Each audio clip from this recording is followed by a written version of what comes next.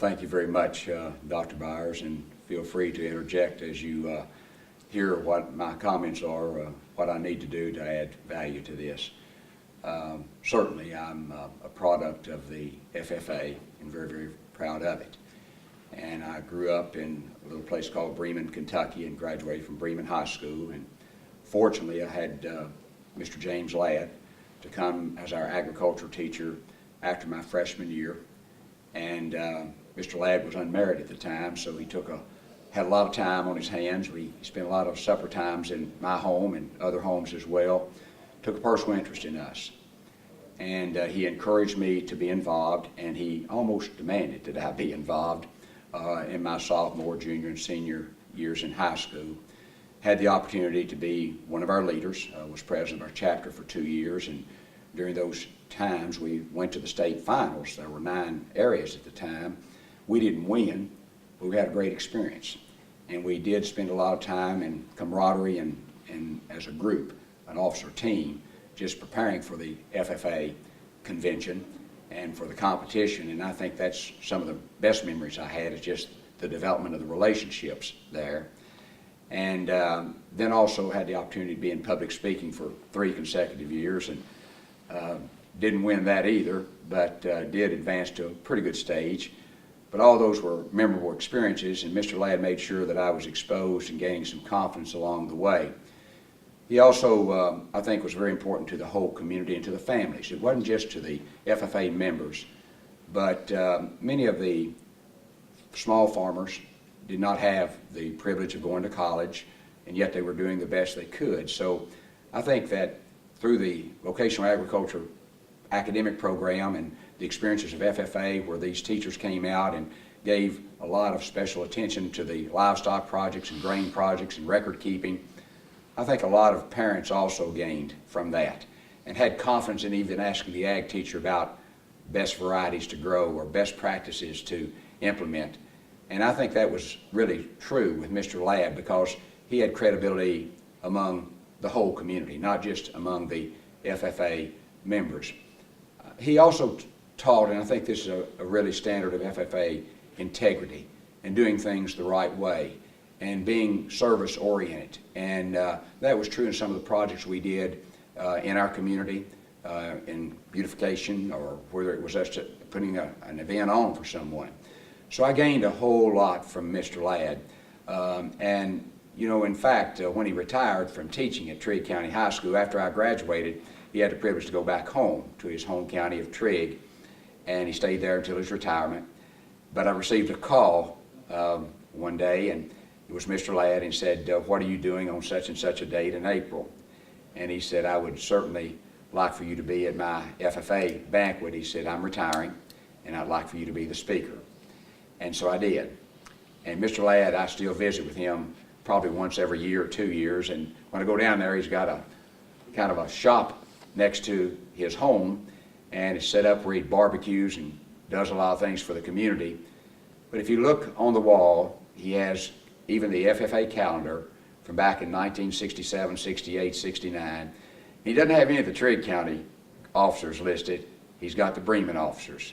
And I think we were as important to him as he was to us. And I think it's the relationship that we have.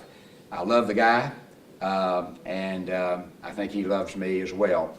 The FFA gave me I think it's the greatest student organization in the world, and I'm uncompromising in that opinion.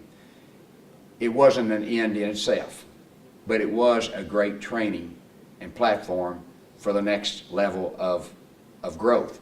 And when I came to the University of Kentucky, because of some of the notoriety of being a state FFA officer, I was also student body president for a year and had the opportunity to serve on the student council for several years, and that led to an opportunity to work for the university in the College of Ag after I graduated, and been around the university now for 40 years, and I've been really, really blessed. I think the confidence that the FFA gives you and the experiences in developing skill sets like public speaking are very special. Your former ag teacher, Charlie Eldridge, worked at Murray State later in his life, and back in the late 70s, I was speaking to a regional conference. Elbert Ackerman, who's in charge of enrollment management, had asked me to speak because we were evidently doing some pretty unique things in the School of Agriculture. And so I spoke to this regional group, several hundred people, in the grand ballroom of the Student Center at UK. And I didn't know who Mr. Eldridge was, but he came up to the platform after I finished. And I'll never forget what he said. He said, "I don't know who your ag teacher was, and I don't know where you went to school, but you were in the FFA, and you were a state officer." And I said, "Yes, sir, I was." And then we talked, and I said, "May I ask who you are?" And he said, "I'm Charlie Eldridge." And I said, "You had about 6 people in your senior class at one time at Murray High School, and about 5 of them went on to be PhDs, and one of them even was my undergraduate and graduate advisor, Charlie Byers." So it was amazing how that was been picked out. I have been blessed at the University of Kentucky, and I think learning about problem solving, communications, human relations, all those things, I had a whole lot of that foundation given to me in the high school years of the FFA. And I've had the opportunity to serve in other nonprofits, involved with a Christian organization called the Gideons International. I've been international president for 3 years, on the international cabinet for 15, and had the privilege to travel in 30 states and most states of this country, and have spoken to a lot of these places, and have been president of the National Ag Alumni and Development Association and led them through their first ever long-range planning in 1989 and 90, and very proud of what that organization has become. And even I like to build, and I think that's what we were taught in the FFA, and I'm now enjoying the process of trying to build a stronger philanthropy program at UK, and also becoming a voice opportunity across the country a little bit in this area. So I owe a whole lot to the FFA. My dad and I, who's 87, still talk about those FFA years and the banquets of 300 people in a little place that only would hold 200. So we had good times. If you think back about when you were in high school, what were the activities that you participated in that you just thoroughly enjoyed doing? In the FFA? Yes, yes. Well, I don't know if I can just point to one particular thing. I enjoyed the entire experience. I enjoyed being in the classroom because I had confidence and admiration for my ag teacher, and I felt that when I went in there I was getting something that would be applicable back to making my projects more profitable and helpful, and I shared a commonality of interest with other students. It was our favorite class, so I enjoyed that. And I enjoyed the competitions, and not so much just the competing of it, but the preparation of it. Getting freshmen and sophomores and juniors to work together as a cohesive team, I think was very, very important. Mr. Ladd also taught us that as the leaders of the chapter, it wasn't about us. It was about empowering and engaging the entire chapter. And I learned that skill to try and create ownership in any work that I try and become engaged in. So I think that was very important. Going to FFA camp was always fun, always hot, always had storms at Hardingsburg, but had the privilege to go 3 years there, and then go back on 2 or 3 occasions for a couple years afterward to speak to the certain weeks of the FFA camp. Enjoyed that immensely. Enjoyed the FFA convention. And I must admit, the first time I went to an FFA convention was a life changer for me. Mr. Ladd had started on June 1st, I believe it was, as the teacher. And he came to see my dad and me and my mom one day, just being introduced by Charles Gatton, who was on the school board, and talking about the family and that this family would be supportive of you, etc. And Mr. Ladd said, "Mike, we've got an FFA convention coming up next week or so. We'd like for you to go." I said, "Well, what is it?" Because we had had a teacher my first year didn't do anything. I mean, it was just study hall. That's all it was. And so I went along with a guy by the name of Roger Williams. And so we went there, and it was at the flag room at the Kentucky Hotel. And I was a freshman, and Roger was a junior, and he was kind of doing his thing. But John Howard Colliver was the state president, who now is my insurance agent, has been for years. Been on the FFA Foundation. Dear friend, his brother Donnie's a professor at UK, a year younger than me. We were fraternity brothers together. I didn't know John. But I sat there in awe as I watched how he and other officers performed flawlessly, I thought, in speaking and commanding and communicating. And I said, boy, if I could ever be an officer like that, that would be grand. And one night, I was about 10 o'clock, and I was on the hotel elevator, in the hotel elevator of the hotel, at the Kentucky Hotel. And it went up to like the second floor, and here was John Howard Colliver by himself getting on. And I got on, and my palms got sweaty, I got a lump in my throat. He just said, hello, how are you, or something to that effect. I couldn't respond. But I was in awe of that, and I've always been in awe. I'm still in awe when I was given the Honorary American Farmer degree in Indianapolis, and I watched with goosebumps on my arms and legs and so forth as those national officers performed, and it was life-changing. And I came back, and I told my mom and dad, I'll never forget, I said, boy, John Howard Colliver, I don't know who he is, but I said, I'd really like to be someone like him, not knowing anything about him. And then that fall, Mr. Ladd, we went to the National Convention in Kansas City. And I think there's no other place like Kansas City, and I've been there for other conventions, and it's just a warm spot, and being in the old Memorial Coliseum, and being out there on the outside with all the energy in November and October of what's going on. I just loved it. And going to the Golden Ox or going to the Hereford House to eat, it was just a good experience. I know we've had conventions in our home state of Louisville and also in Indianapolis, but for an old timer like me, there's not going to be a place like Kansas City, and I have just fond memories. I still have my 2 jackets. Can't get them on, but still have my jackets from when I was a state officer and was the regional president as well. Well, you kind of stole my next question. You already answered my next 2 questions. It's kind of interesting. I was going to ask you if you still have an FFA jacket, and you answered that. And the other, I was going to ask you how you got motivated to want to be a state officer, because you became the state vice president of the FFA, and you pretty much answered that by talking about going to the state convention and how impressed you were with John Colliver. And then from there, I guess you just moved ahead. Well, the state officer experience was a great experience. I was vice president. Lanny Harlow was the state president. I guess Lanny is the only president we've ever had that was married at the time. And so because of his obligations at home, and he was also trying to be a successful dairy farmer and also trying to get some schooling in place. He's a wonderful gentleman. Today lives down around Auburn, Kentucky, and Logan County. I had the privilege to travel a lot more than most vice presidents did. So I went to numerous state conventions, Illinois, Indiana, Ohio.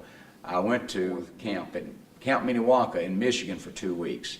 And because he was not able to go, I was able to go to the first National Leadership Conference in Washington, D.C., and even while there was selected to be one of those 6 supposedly week officer for a week there, and enjoyed it. And was also there when we landed on the moon. I'll never forget being in the room that Sunday evening when we had Neil Armstrong land upon the moon. So I had some great experiences in the FFA because I was an officer that maybe not everybody had. Had a unique experience, and Brenda Oldfield is in this room, so she will probably appreciate this. And you've chided me, Dr. Byers, from time to time about this. I wondered if you'd tell this. Well, there was a controversy that was brewing over whether to allow young ladies into the FFA organization in 1968, really 1969. It was really on the floor in 1968, but boy, it reached a crescendo in 1969. And the vote on the floor of the flag room of the Kentucky Hotel, I remember, was 141 to 140. 141 not to allow girls into the organization, and 140 to allow them. Kentucky had 2 voting delegates at the time for the National Convention, and I was one of the 2. Lanny Harlow was the other. So we got to Kansas City. Mr. James Maddox, now deceased, wonderful gentleman, was the secretary of the FFA. And so we came to the time to vote. And Lanny voted not to allow girls into the organization. I voted to allow girls into the organization. And it passed. And I don't think I was special or anything, and maybe I was just trying to represent Kentucky more than anything else, but it was a great decision, and certainly the organization has been strengthened and benefited immensely by that association down through the years. Well, the only other thing I would maybe just mention that I think is also significant would be the advancement and positioning of the Kentucky FFA Foundation. And I think that's very, very important. And I think with declining tax base, et cetera, going forward, that philanthropy is going to play an increasing role in the success and the underpinning of good experiences for our young men and women in the FFA.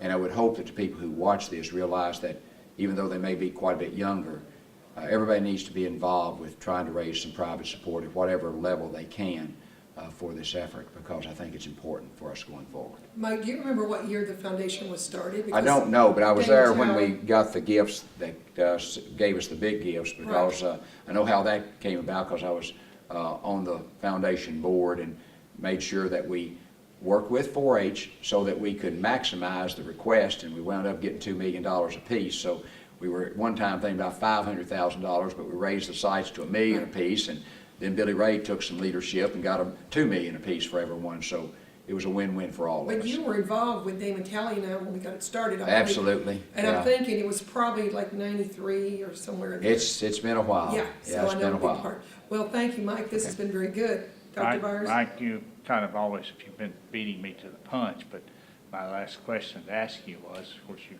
almost did it already, would be if you have any words of wisdom based on your observations and experiences for the generation of FFA members today. Well, I would share with them what I share with my staff.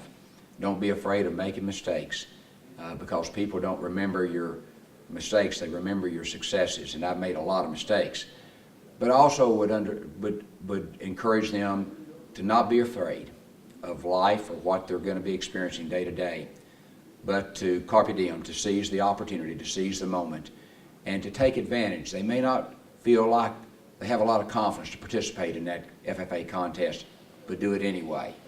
Maybe they're going to be filled with fear and trepidation. Do it anyway.